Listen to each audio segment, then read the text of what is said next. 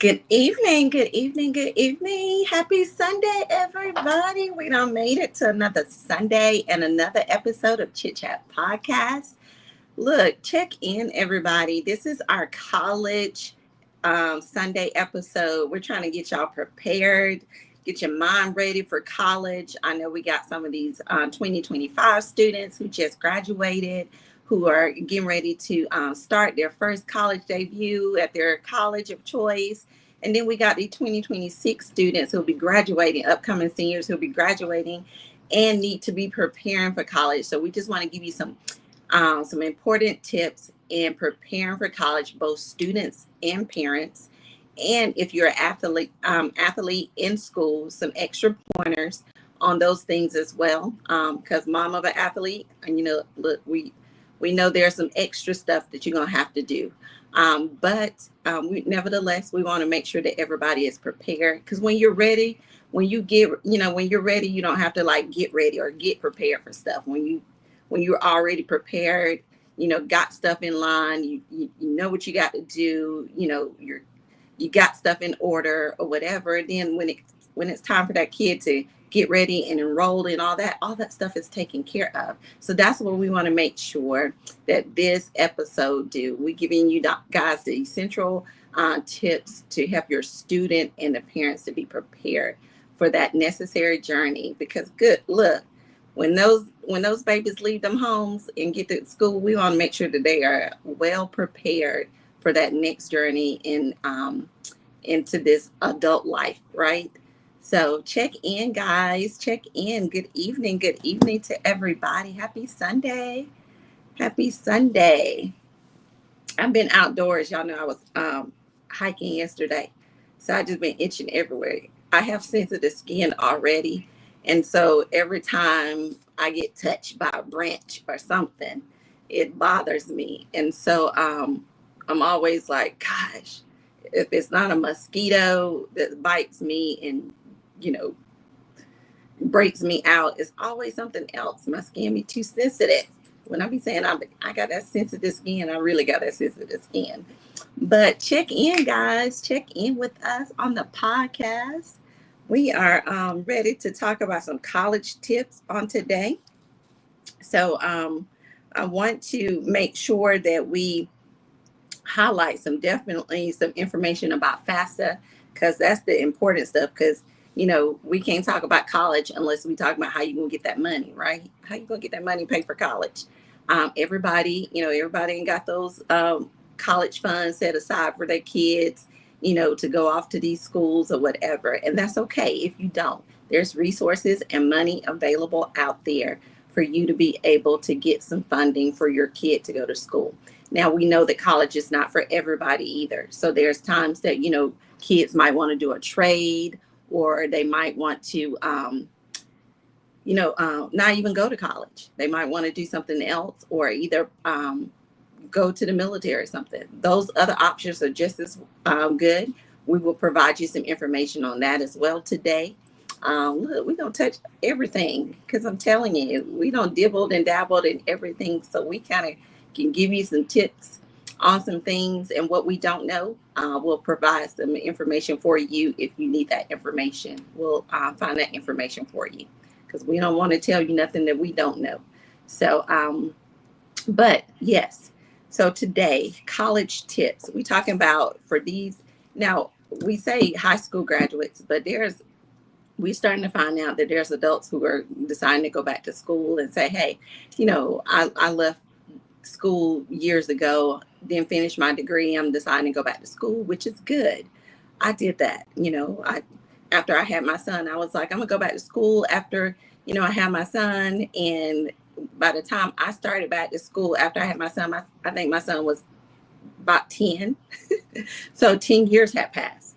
So that time flies. We've been putting stuff on the back burner like, yep, after I had a baby, I'll start back school, or after I have, after this or whatever. And that time go by so fast. And before you know it, years don't pass. And you'd be like, dang, where did the time go or whatever? So it's never too late. If you one of those adults that's trying to get back out there and get that degree, go finish that degree, look, I welcome that.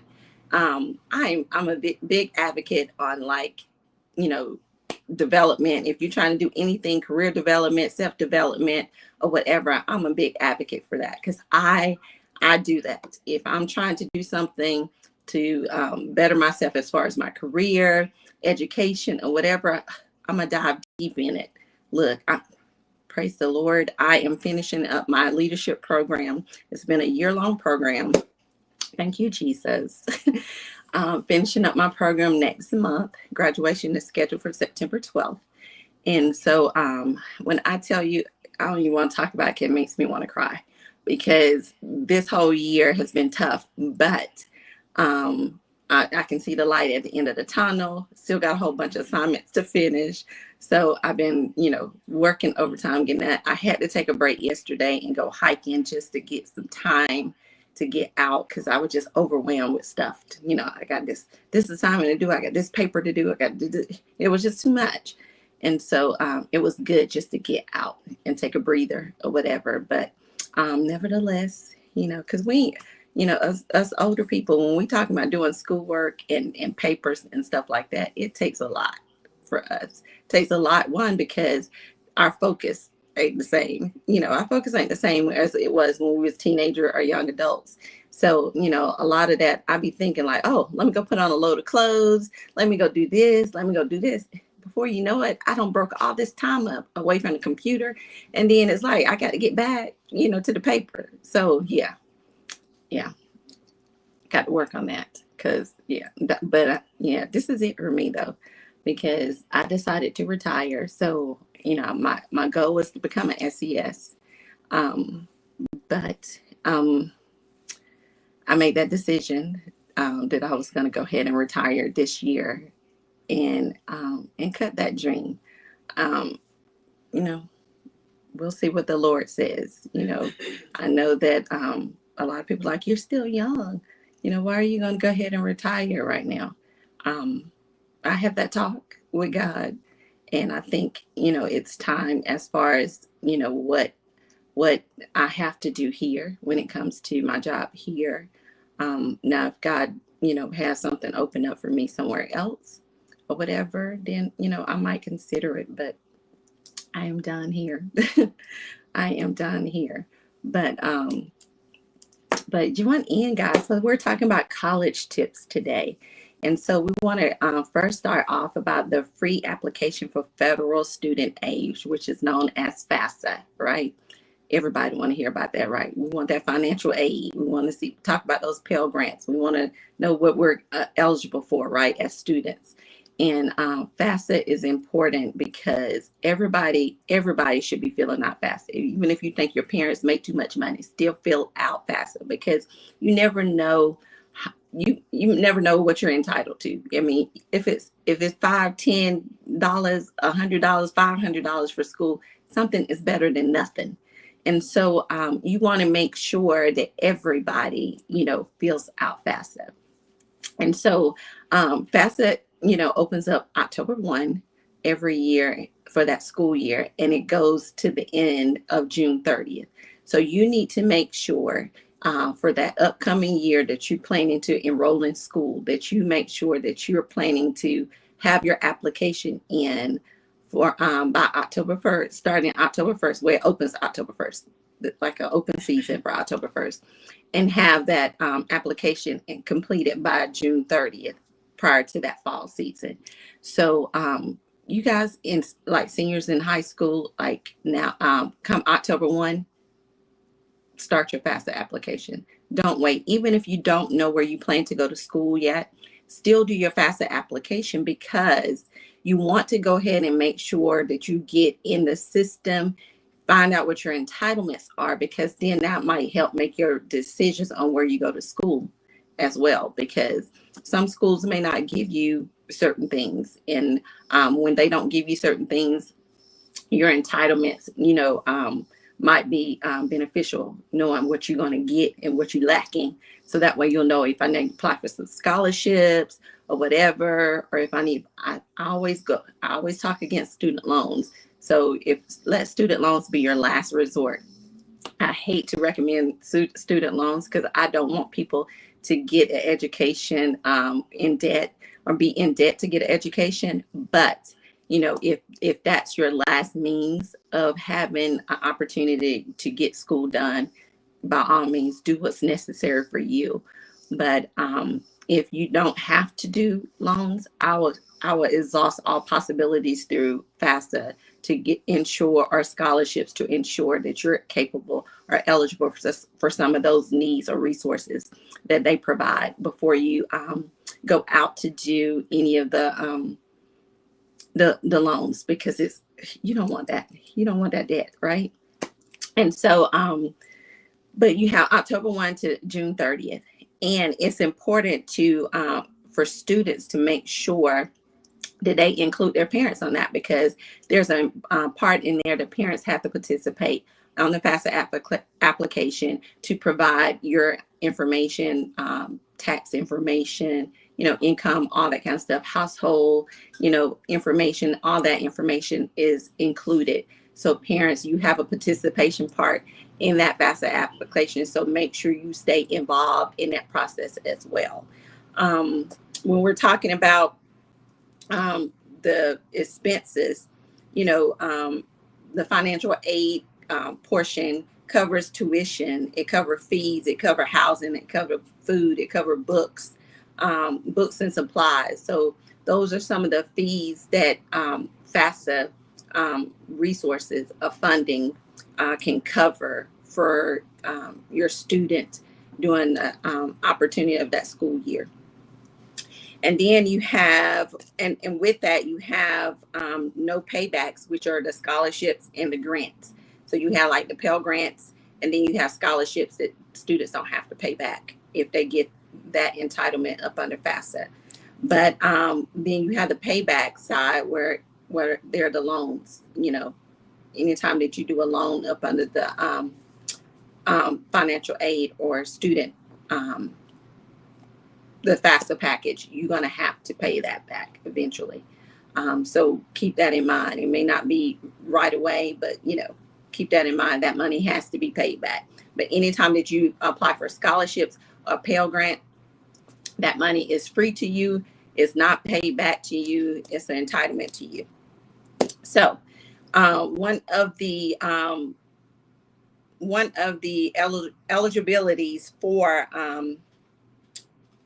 FAFSA is you have to maintain a 2.0 GPA, which I think is reasonable. It's more than reasonable. I'm one of those parents that, that's more than reasonable to me. You should be able to maintain a 2.0 GPA to be able to continue to get FAFSA and be able to continue to receive FAFSA once you receive it. So that's one of the requirements, and you have to make sure you're passing your classes as well. Any event that something like that doesn't happen, then you could be incapable of paying back some money or whatever, or owing the school some money, or not being able to finish. So keep that in mind. And I think now with FAFSA, I think Pell Grants are up to about 7K right now. The most Pell Grants you can get now is up to about 7K. So that's pretty good. Because I think back in my day in the 90s, I think our Pell Grants probably about 3K, I think was the most. So to be at 7K, yeah, I think it's pretty good, because some of these schools tuition has, kind of rocketed. Yeah. Yeah, a lot of these schools, because these schools are like home prices. Yeah, especially where my son goes. Definitely home prices. But FAFSA will provide you all the paperwork and necessary stuff that you would need once you process your student package, and then they'll let you know what you're entitled to. So once everything get processed in the system, your information, your parent information, you're going to get like a award letter letting you know what you've been awarded from FAFSA. And if you already know your school, you can go ahead and attach your school code to that. So that way, when you enroll at school, that information is already connected. So when they send out money or whatever, that school's going to get their tuition money first. And then anything left over will be dispensed to you as the student after all tuition and fees and all that kind of stuff is paid on your behalf. So one of the main things I like to encourage students is scholarships. Scholarships are like, I mean, you can't go wrong with scholarships.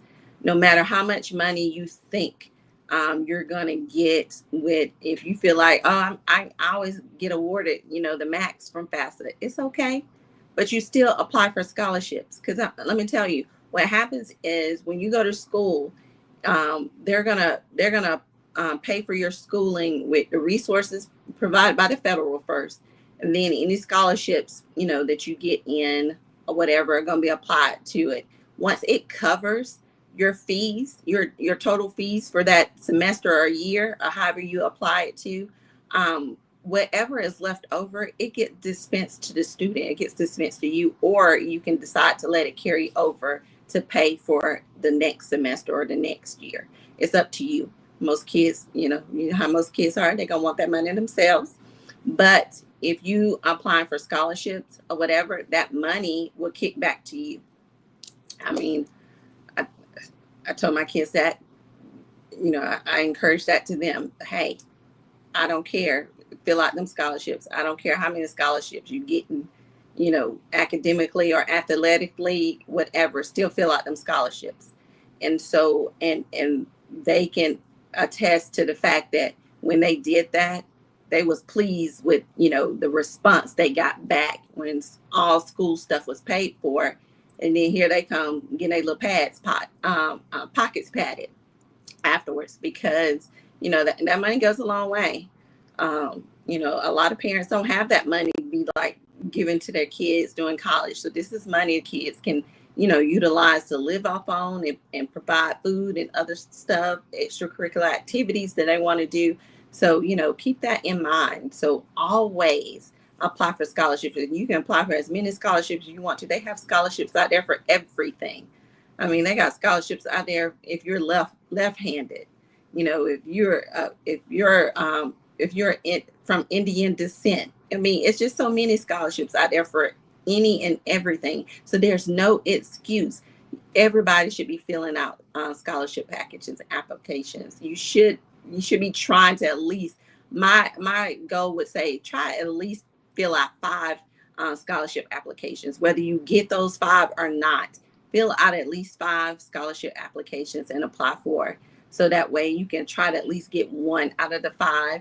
So, so it helps. I'm telling you, a little bit helps a whole lot when you're doing school stuff. When you're talking about book fees, paying for these books, and now that you got some classes that want you to do electronic books or want you to have different stuff. And I mean, one of my son classes wanted him to have 3 different kind of books, for a philosophy class, and I was like, what?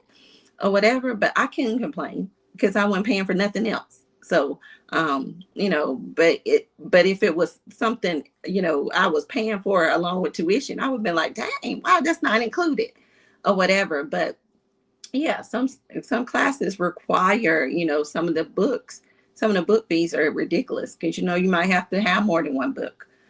So, that extra money goes a long way when you got to acquire for those fees like that. So, so definitely fill out scholarships. Jada's placing information about scholarships out there. So jot this information down. If you're parents, if you're students, jot this information down, because I'm telling you, it will benefit you if you know that you got students, or somebody that's going to be headed for college, that's going to be looking to apply to leave to go to college. Give them this information and share this information with them.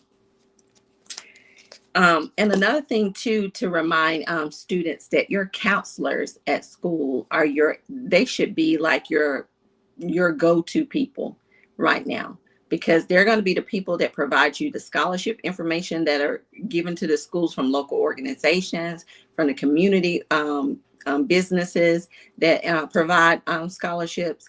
And they're also going to be the one that assists you in like college applications, ACT and SAT testing, all those things. So your guidance counselor is your go-to person when you're in high school, or in high school, looking for these resources or these different activities to get registered for testing, to apply for scholarships or apply for enrollment for college. They are your go-to people and point of contact, so that way you're able to get with them and say, hey, I'm looking at going to such and such school, I'm looking at doing a visitation, whatever the case may be. That's what their job is, to make sure that they prepare you to get everything that you need for the next level.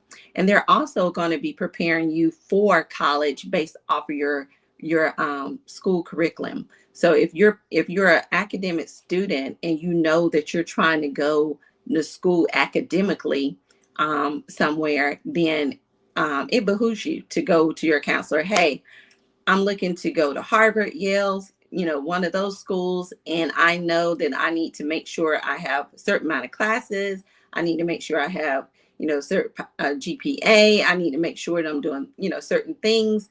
And your guidance counselor should be able to help you with those things, because they're providing you the resources. They're going to help you with your college package. Because when you're applying for schools, trust me, when you're applying for schools, big schools like that, like the Harvards and the Yales, the application process and the application package is crazy. And I'm not telling you what I heard, I'm telling you what I know. It's crazy. I think our application process for my son was 25 pages. And in 10 of those pages was his application essay that he had to do. And mind you, he was going to play football. But regardless if he going to play football, the football players, they got to have the grades. You're not getting the Yales, the Harvards, and the Princetons if you ain't got the grade. I don't care how, if you can play football, whatever, they still want you to be able to have the grades to be able to go there, because you got to be able to keep up with the curriculum, right? And so, but the package was ridiculous. And so we if it wasn't for his guidance counselor looking over, reading over, his essay and helping out with that, and me writing up portions, helping him with certain stuff, we all had to help and piece things together. It was a beast. It was a beast. Not all college applications are like that, but when you got those heavy hitters like those Ivy Leagues, who only accepting 3% or 4%, of their applicants, they're gonna make it tough. And so you're gonna have those big fat packages like that. And so, people gonna get discouraged in applying just because of those packages. But don't get discouraged. If you feel like I don't put in the work for 12 years of high school and I'm worthy, for opportunity to go somewhere like Harvard, Yale, or Princeton, or whatever, get the help needed, get the guidance counselor, whoever else, to help you put your package together. And don't let that defeat you or stop you for trying to apply for schools like that. Now, when you're applying for other schools, that doesn't require as much as a package, but you have to do a package, enrollment package anyways. Make sure that you are ensuring that all your school curriculum is intact, like you got the right classes, you're enrolled in the right classes, you're doing what you're supposed to be doing, to make sure that you have the college preparatory, courses and all that kind of stuff aligned for you. So that way, come the end of, junior, senior year, you're not scrambling, trying to, I need to add this class, or I need to add this class, or whatever, just to graduate.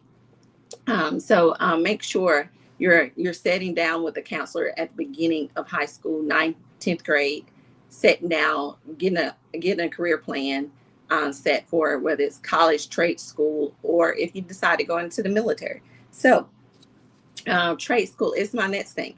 So we know that a lot of kids say, hey, I'm not trying to go to no 4-year school. I might go to a junior college or a trade school, get my trade, get my certificate or whatever in welding and whatever I want to do, and get out of there, become a mechanic, get out of there, do what I need to do, start my business or work at my family business. That's all good too, because at the end of the day, whatever you decide to do that you're passionate about and you want to do, that's what you need to do. Where look, we're not pushing everybody to be college students if they're not college students, because if you do and kids don't want to go to college, they'll drop out. They'll stop, they'll quit because it wasn't for them. So you want to make sure the kids, that's what they want to do. And if they're not ready to go right after high school, whatever, give them an opportunity maybe to go to a local school, a local college nearby, or a junior college, just to get their feet wet, get themselves acclimated to the college life. Because a lot of times it's just a fear of transitioning from high school to college.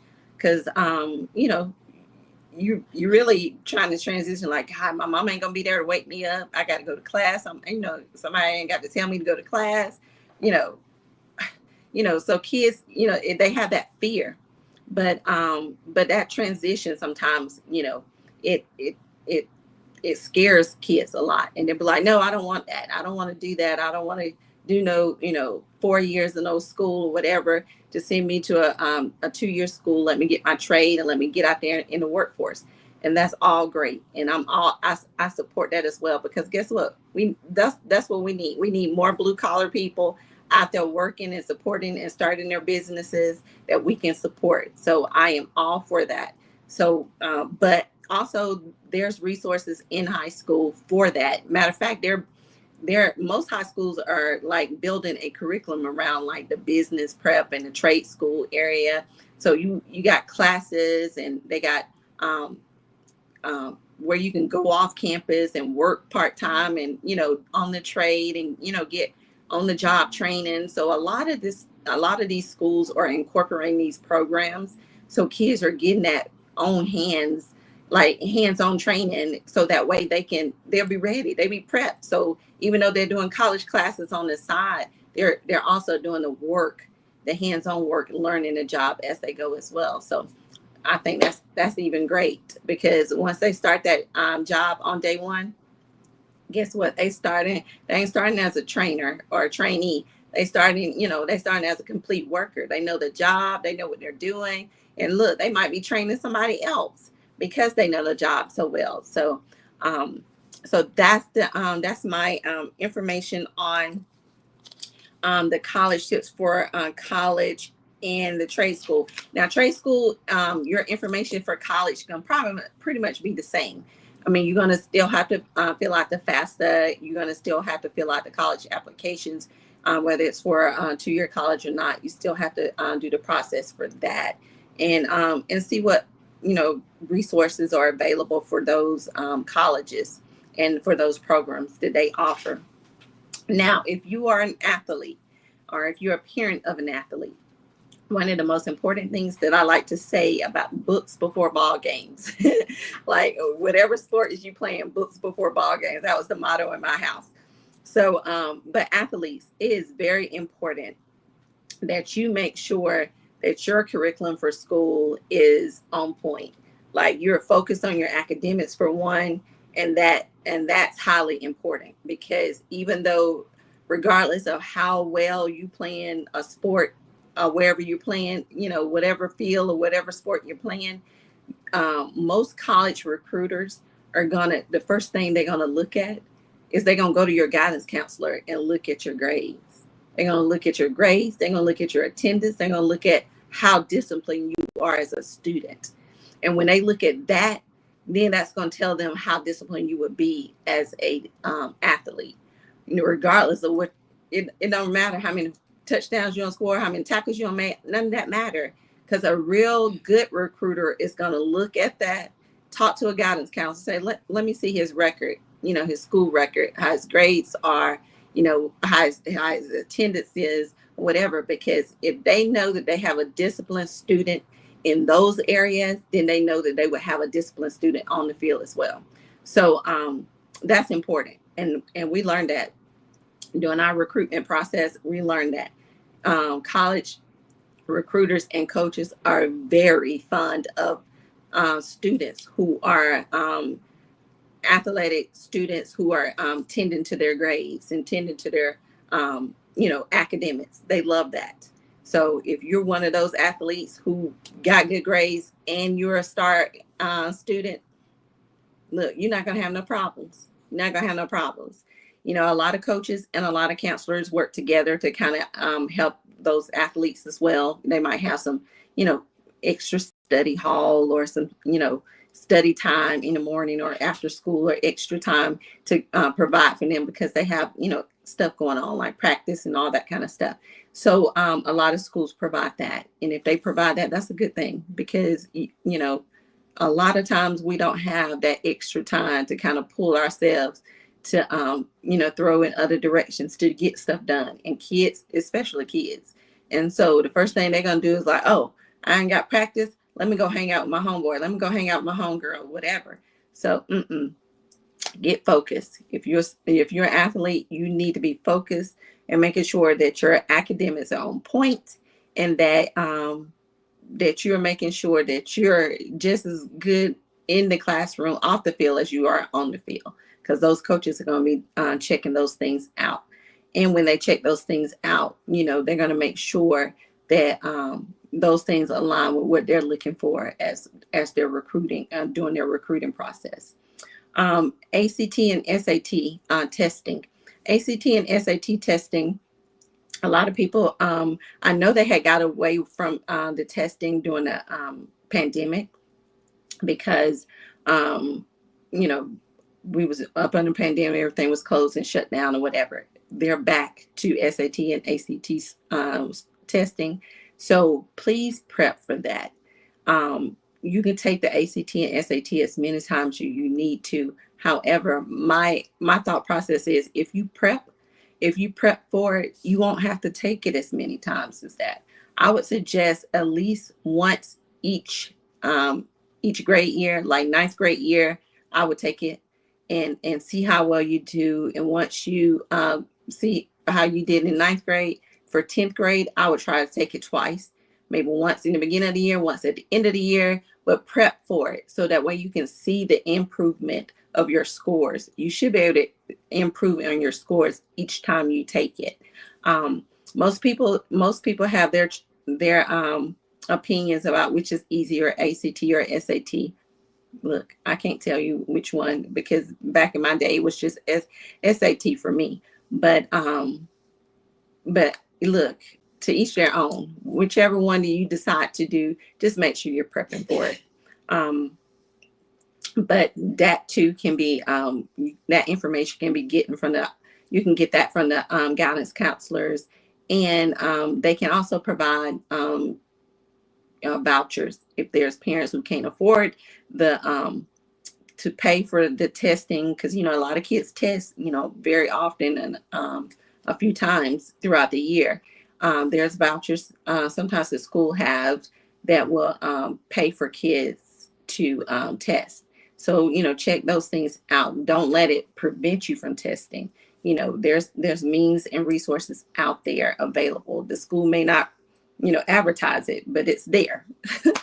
So, you know, just ask your guidance counselor, you know, if you run into an opportunity where you want to test and you don't have the funds or availability to test, you know, let them know that, so that way you're able to test anyways, and you're not missing out on an opportunity.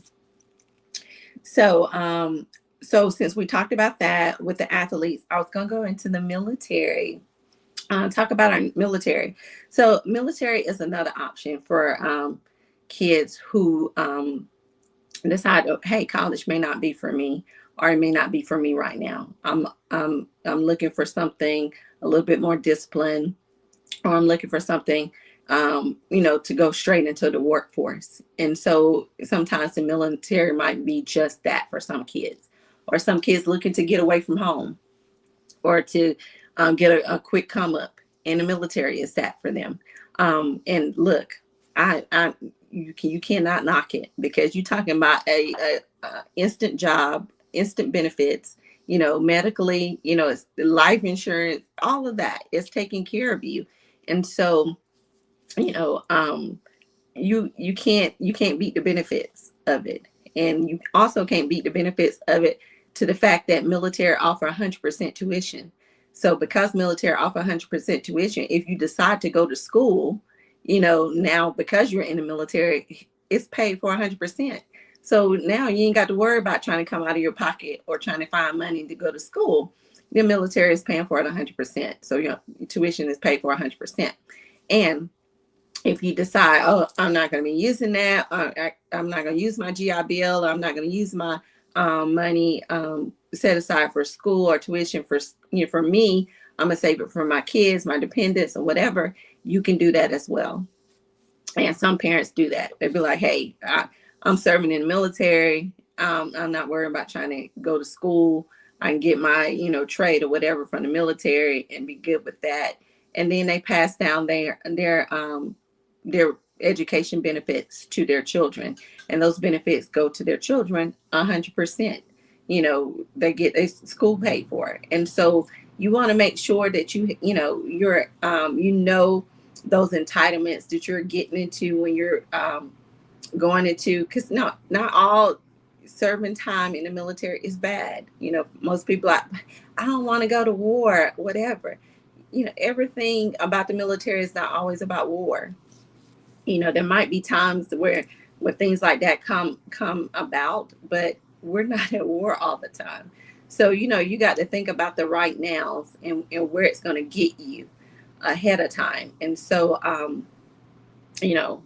I started out in college in Savannah State and got so wild and left Savannah State in 1 year and went to my first year there and ended up joining the military. Didn't even let my parents know. Didn't let my mama know. I was like, I know I'm not going back to school next semester because I got too wild. I'm not disciplined. I knew for myself that I was not disciplined because I was like, I'm away from home. My mom was strict. And so when I got to Savannah, child, it was like freedom. It was like freedom for me. And I was having the time of my life. But I was convicted as well. And I was like, you got to get it together, because you cannot go back to military house, not going to no class, getting incompletes for not showing up for class. You can't do that. Not with my mama. And so, so I had to think of a plan B. And my plan B was I've never taken the ASVAB before. I never even thought about it. My mom had 5 girls. So I was like, none of us ever been to the military. And I'm the second youngest. So I was like, my mom going, oh, she's going to have a fit. So I told the guy, I'll just take the ASVAB to see how I do or whatever. Took the ASVAB and did well. And he was like, he was on me then. He was like, look, you can have any job you want. Let's get it done. Let's talk about what job you want, And so, it happened so quickly for me. I was like, well, how quick can I leave? Because if I tell my mama I'm not going back to school, I need to leave fast. And so I think that was January, and I left for basic training in March. So it was just a short time span. But but the military, I'm telling you, it's a great option because I left school, went to the military or whatever, got out the military. When I got out the military 14 years, I went back to school. And then when I went back to school, finished my bachelor's, then started my master's program. And then when I, got done with the military and got totally out of the military from the reserves as well, my kids, my benefits from all of that, I was able to, my kids were able to benefit from that. So, when you get veterans benefits and all that kind of stuff, a blessing. When I tell you, it's a blessing. And so, and as parents or people who in the military who utilize those benefits or whatever, look, you ain't paying for nothing when it comes to school. That tuition, that 100% tuition that the military cover, it passes down to your kids. And then if you got kids who school is already covered for, they're on scholarship or, or whatever, then guess what? They get that money as a stipend every month and go in their pocket. So they can pay their own bills, they could, self-sufficiently take care of themselves. And that's lovely. Trust me, as a parent, that is lovely. And so, those are some of the benefits, as a military person, that if you think about going into the military, those are, benefits that comes to you right away. And if you don't have kids, it can go to your spouse. If your spouse decides she want to go to school, or he wants to go to school and want to get a trade or want to get a degree or something, or certification, you can transfer that to your spouse as well. So, you know those are some things that I wanted to highlight for you guys for military. um I think I kind of pretty much hit everything, but and that's for every service. So it's not the one particular service over the other. That's for every service, every branch of service, even even including the Space Force. So weird saying that, even including the Space Force. But that's for every service. So that's the entitlement for every service. So make sure that you guys utilize those benefits. If you decide military, and then you decide, I don't want to go to school, I'm just gonna make military career for me, pass that money down to them kids. I'm telling you, it's gonna benefit you. When you have kids, pass that money down to your kids, and you ain't worry about having no college fund for the kids, because it's already there. But yeah, so medical is already there. You got those benefits right away. So that's a great option for a kid coming straight out of high school, going into a job. Even though we know it's a serious job, the military is, but you talk about instant benefits. You talking about instant benefits for a kid or somebody coming straight out of high school. Get an instant paycheck, instant benefits, being able to self-sufficiently take care of themselves. That's a win-win situation. So, especially if you coming from places that that you don't have it like that, it's a win-win situation. So, I definitely will recommend that. Parents, you know, regardless of what a kid decide to do, if they decide college, trade school, military, or whatever, stay involved in the process, especially if they're athlete. Stay involved in the process. You want to make sure that that you're involved, you're in the know. When it's highly important, if these kids are being recruited, stay involved. You want to know when these kids are talking to coaches or whatever, who they talking to. Make sure and prep these kids as well. Prep these kids when they're talking to coaches, what they need to talk about, what they need to say, or whatever, because you want them to have those skills, that them skill sets when they're talking to those coaches, because every time they talk to a coach, it's an interview. It's an interview. And so those coaches already don't check. They already don't check them school records to see them grades, and all that kind of attendance records and all those kinds of things. So when they're speaking to your child, that's an interview. So you want to make sure that that child know what to say, how to speak, how to present themselves, and all that kind of stuff. So stay involved in the process, and be active in it too. If they need to go on a visit, be there with them. If they need to, coach is sending me so and so to want me to come visit, you go on that visit as well, because you want to make sure ain't nobody blowing smoke to your child. You want to make sure you're involved. You want to make sure when they making a decision about where they decide to go to school, if they're being recruited and being offered scholarships or whatever, they're making a good decision based off what's being offered. And so, because these kids be thinking like, oh, I got all these offers, and and you want to make sure that every offer is a complete offer, and you want to make sure that every offer brings something that they're trying to get out of at that school. Is your degree at that school, your degree plan, what you plan to pursue as a career, is it there at that school? We're not just going there to play volleyball or football or soccer or whatever. We need to make sure that what you're planning to get a degree in, is that established? Can that be established at that school? So all those things are important. You need to make sure that you stay involved in the process of scholarship filling out, FAFSA. Look over that paperwork. Look, and especially look over those essays. If they're doing essays for anything, look, I was just like a teacher. Rewrite that. Do this. Look, I get that pen real quick.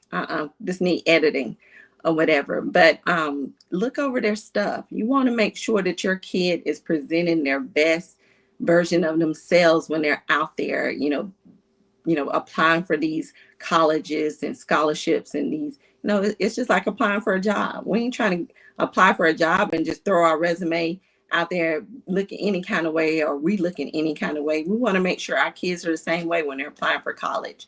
It's an interview process when they're applying for college, as well as scholarships. When they're doing the scholarships or whatever, and scholarship committees want to do interviews or whatever, if they're selected, make sure prep them, make sure they're prepared and ready, that they know how to speak and they know what to say and know how to, carry themselves and all that, those kinds of things, because that's important. And when they're athletes, you have the news crew that's coming for games and all this kind of stuff, and they want to talk to you after the game and, get a little news clip from you from after the game. Make sure they're ready. They know how to, how to present themselves, know what to say, and know how to speak and talk well and all those things. That's important. And I'm not trying to be bougie about that. It's important. But I wanted to highlight some of the things. You got merit-based scholarships, and these are scholarships that awards students for their achievements, academics, or whatever. So those scholarships are out there and available. You got need-based scholarships, and these scholarships are available for students who demonstrates a financial need. So there's scholarships out there that'll help you afford your tuition. And this is both for community college and 2-year college and 4-year programs. You got community and non-profit scholarships. These are your scholarships that are like local organizations and community businesses that give out scholarship locally.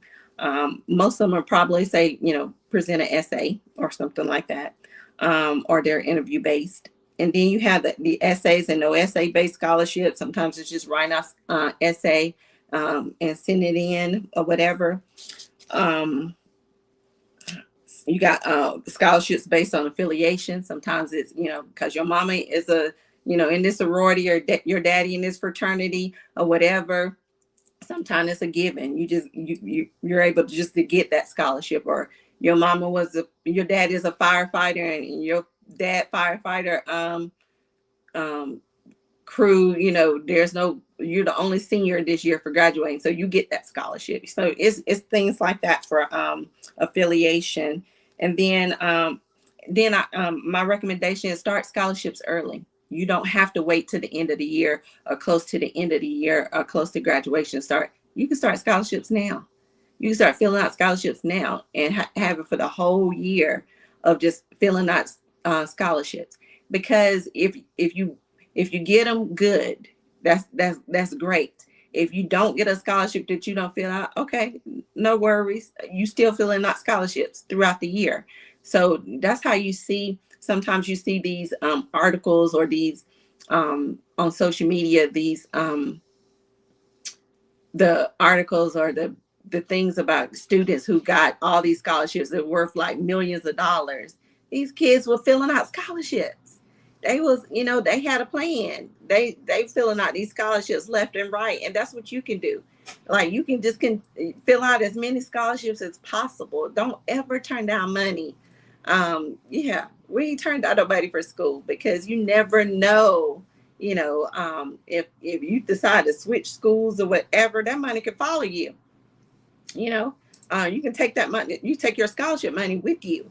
So, fill out those scholarships early, so that way you get an opportunity. The earlier you fill out scholarships, the more money usually available.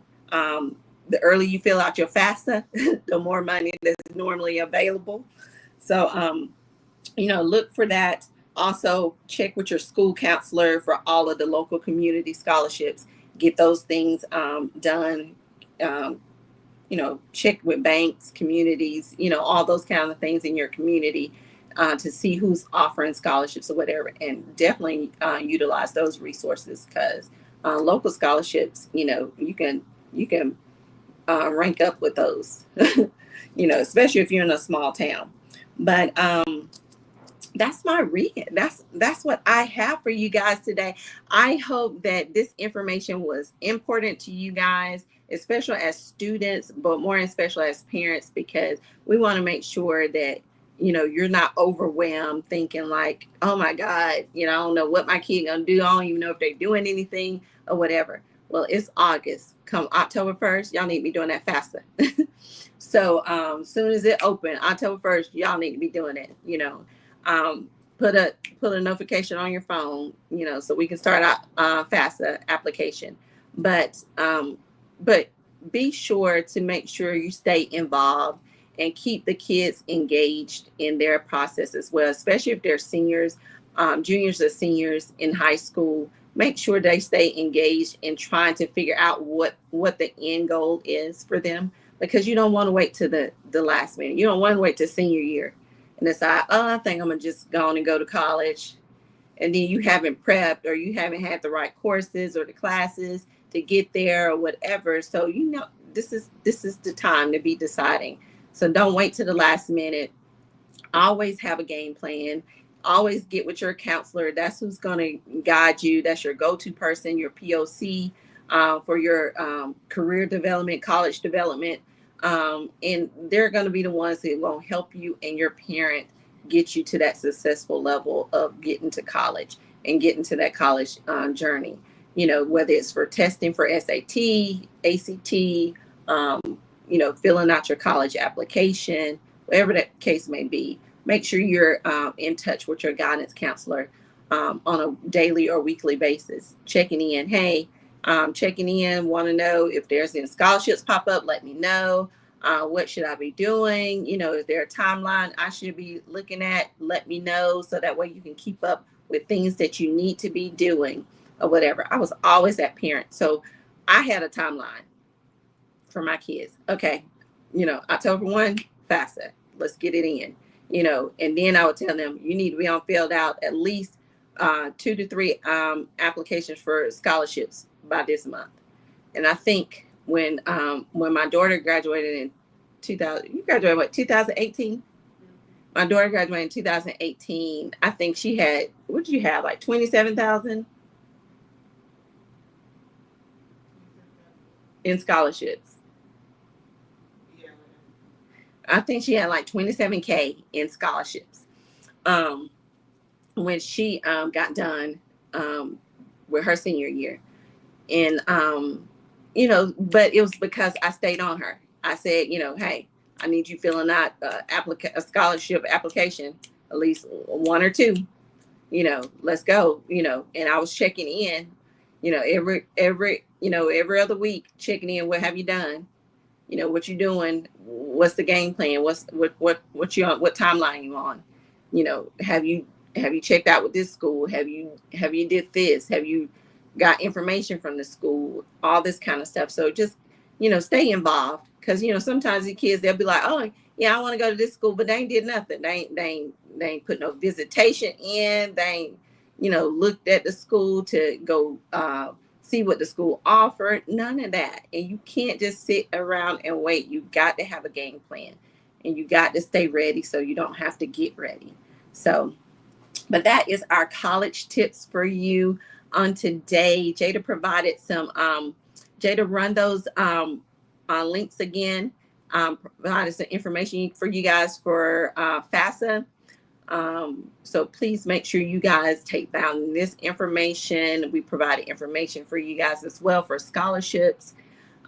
Make sure that, some of these, these just some of them, there's bukus of information for, as well as things that you might have locally as well. So make sure you guys are getting this information and getting ready and prepared. And then there's the information for the military. Go Air Force. I'm biased, but yeah, all services are well deserving of anyone joining the service. But if you had to ask my opinion, I would tell you the Air Force. But all services, all services are well deserving. The ACT and the SAT information is provided as well. College Board.